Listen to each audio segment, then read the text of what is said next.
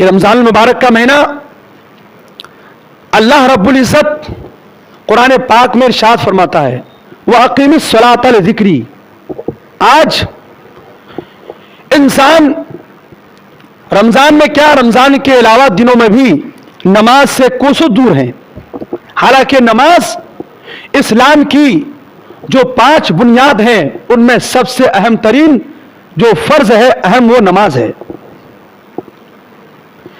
آپ اگر کوئی گھر بناتے ہیں، کوئی عمارت تیار کرتے ہیں، تو اس عمارت کو مضبوط کرنے کے لیے، اس گھر کو، اس بلڈنگ کو مضبوط کرنے کے لیے اچھے سے اچھے مستری کی تلاش کرتے ہیں. سیمنٹ، باجرے، اچھے سے اچھا اینٹ ہو تب جا کر وہ گھر مضبوط ہوتا ہے. اسلام کی بنیاد 5 چیزوں پر ہے، ان میں سب سے اہم ترین فرض کیا ہے؟ نماز ہے. تو بتائیے اگر نماز ہم نہیں پڑھیں گے تو اسلام کی بنیاد کمزور ہوگی نہیں ہوگی؟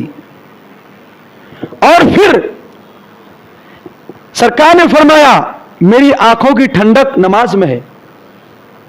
تو کیا سرکار کو تکلیف نہیں پہنچتی ہے جب آپ نماز کا نام سن کر، جب آپ کے کانوں میں یہ صدا گونجتی ہے حی علی الصلاۃ، حی علی الفلاح، آؤ کامیابی کی طرف، آؤ نماز کی طرف، جب مؤذن کھڑے ہو کر آپ کو اللہ کے گھر سے دعوت دیتا ہے، اب اس دعوت کو سن کر آپ بھاگ جاتے ہیں، اللہ کے گھر دعوت قبول کرنے کے لیے نہیں آتے ہیں، تو کیا اس سے سرکار کو تکلیف نہیں پہنچتی ہے؟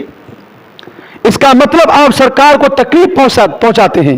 یہ بندے مومن کی شان نہیں ہے کہ جس کے بارے میں یہ فرمایا ہو کہ میری آنکھوں کی ٹھنڈک نماز ہے. سرکار خود فرمائے اور وہ امتی نماز کا نام سن کر جب دعوت دی جاتی ہے، دعوت کو سن کر دعوت کو ٹھکرا دے. ایسا ہوگا؟ جب آپ کوئی دنیاوی انسان آپ کو کوئی دعوت دیتا ہے تو بڑھ چڑھ کے آپ حصہ لیتے ہیں، کہیں ایسا نہ ہو کہ وہ بندہ مجھ سے ناراض نہ ہو جائے. تو دنیاوی انسان کی ناراضگی کا اتنا خیال کہ اچھے سے اچھے کپڑے پہن کر، عطر خوشبو لگا کر آپ شادی ہال میں جا کر ان کی دعوت کو ادا کرتے ہیں، لیکن جب آپ کو یہ دعوت دی جاتی ہے حی علی الصلاۃ، حی علی الفلاح، نہ کوئی یہاں پیسوں کا کاروبار، نہ آپ کو پیسوں کی ضرورت، صرف اتنا ہے کہ آپ کو گھر سے چل کر مسجد میں آنا ہے، لیکن اس کے لیے بھی آپ تیار نہیں ہیں. یہ رمضان المبارک کا مہینہ جس میں رحمتیں، برکتیں ہمیشہ اترتی رہتی ہے. نماز کے بارے میں حضرت لقمان حکیم جو اللہ کے بہت بڑے برگزیدہ بندے ہیں، وہ ایسے شخص ہیں کہ ان کے ہر فرمان کو اللہ نے خود قرآن پاک میں اس کا ذکر کیا ہے، بلکہ سورت کا ہی نام رکھ دیا سورہ لقمان. وہ اپنے بیٹے کو نصیحت کرتے ہیں یا بنی اقیم الصلاۃ وامر بالمعروف وانہی عن المنکر واصبر علی ما اصابک. اے میرے بیٹے تو نماز کو قائم کر اور برائی سے روک، اچھی باتوں کا حکم دے، اور جو تیرے پاس مصیبت پہنچ جائے اس پر صبر کر. کیا آج کوئی ہے ایسا باپ ہے، ایسی ماں ہے جو اپنے بیٹوں سے کہے کہ میرے بیٹے تو نماز کو قائم کر، اللہ کا ذکر کر، اچھی باتوں کا حکم دے، برائی سے روک، اور جو مصیبتیں پہنچ جائے اس پہ صبر کر؟ کوئی ہے ایسا؟ ایسا باپ نہیں ہے، نہ ایسی ماں ہے جو اپنے بچوں کے سینوں میں سرکار کی محبت کو بسائے، اللہ کی عبادت کرنے کا حکم دے. ایک شاعر تھے اکبر الہ آبادی، وہ کہتے ہیں کیوں بو آئے ماں باپ کے عادات و اطوار کی، دودھ تو ڈبے کا ہے اور تعلیم دے سرکار کی.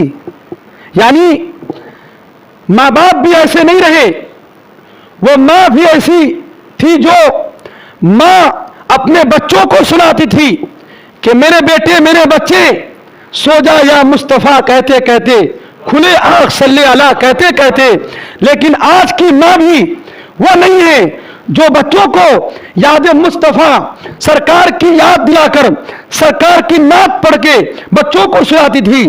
آج تو وہ زمانہ ہے، آج کی مائیں گانا سنوا سنوا کر اپنے بچوں کو سلاتی ہے۔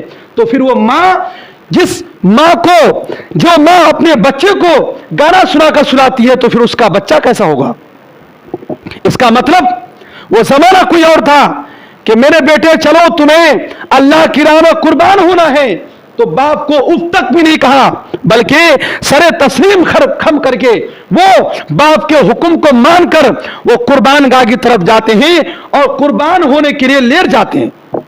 باپ چھری چلاتے ہیں، یہ اور بات ہے کہ خدا کی طرف سے یہ اجازت نہیں تھی، چھری نہیں چلتی ہے، لیکن اف تک نہیں کہا۔ جو اللہ نے قرآن میں فرمایا نا، وَلَا تَقُلْ لَهُمَا اُفٍّ، تم ماں باپ کو اف تک بھی نہ کہو۔ ایک مرتبہ ایک صحابی رسول حضور کی بارگاہ میں آ کر عرض کرتے ہیں، یا رسول اللہ، میری خدمت کا حقدار سب سے زیادہ کون ہے؟ میں کس کی زیادہ خدمت کروں؟ تو سرکار فرماتے ہیں وہ ہے تیری ماں۔ پھر فرماتے ہیں، پھر عرض کرتے ہیں یا رسول اللہ اس کے بعد؟ پھر فرماتے ہیں تیری ماں۔ پھر عرض کرتے ہیں یا رسول اللہ اس کے بعد؟ تیسری بار فرمایا، تب بھی فرمایا کہ تیری ماں۔ چوتھی بار جو فرمایا اب تیرا باپ ہے۔ یعنی ماں کی محبت، ماں کی جو ممتا ہے بچوں کے لیے، ماں خود گیلے میں سو کر بچوں کو سوکھے میں سلاتی ہے۔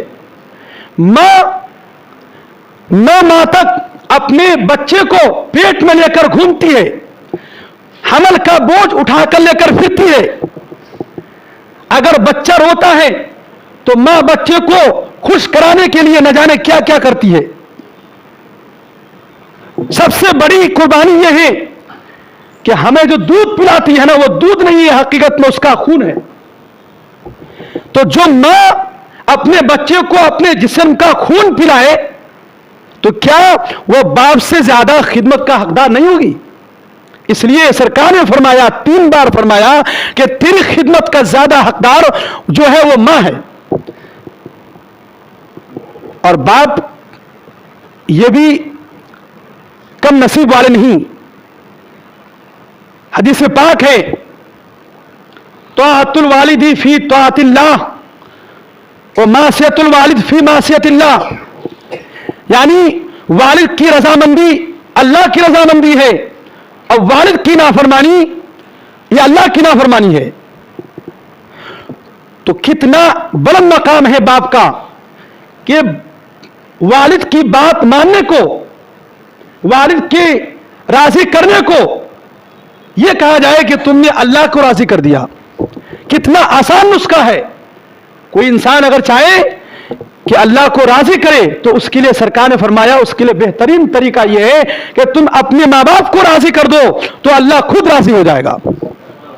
تو باپ کو آپ ہلکے میں نہ لیں، باپ کی نافرمانی نہ کریں، باپ جو حکم دے اس کو مانیں اور یہ سمجھیں کہ یہ اس کا حکم نہیں بلکہ پروردگار کا حکم ہے۔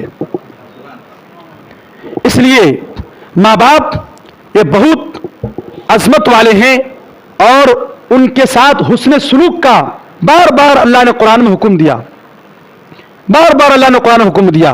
جہاں یہ فرمایا کہ میری عبادت میں کسی کو شریک نہ ٹھہراؤ، وہیں پر یہ فرمایا کہ ماں باپ کے ساتھ بدتمیزی نہ کرو بلکہ ماں باپ کے ساتھ حسن سلوک کرو، ان کا ادب کرو۔ تو بھائی جہاں پر اللہ کا یہ فرمان کہ میری عبادت کرو، میری عبادت کے سوا کسی کی عبادت نہ کرو، اور وہیں پر یہ فرمانا کہ اپنے والدین کی عزت کرو، تو اس کا مطلب یہ ہے کہ یہ بہت بڑا مقام ہے۔ بس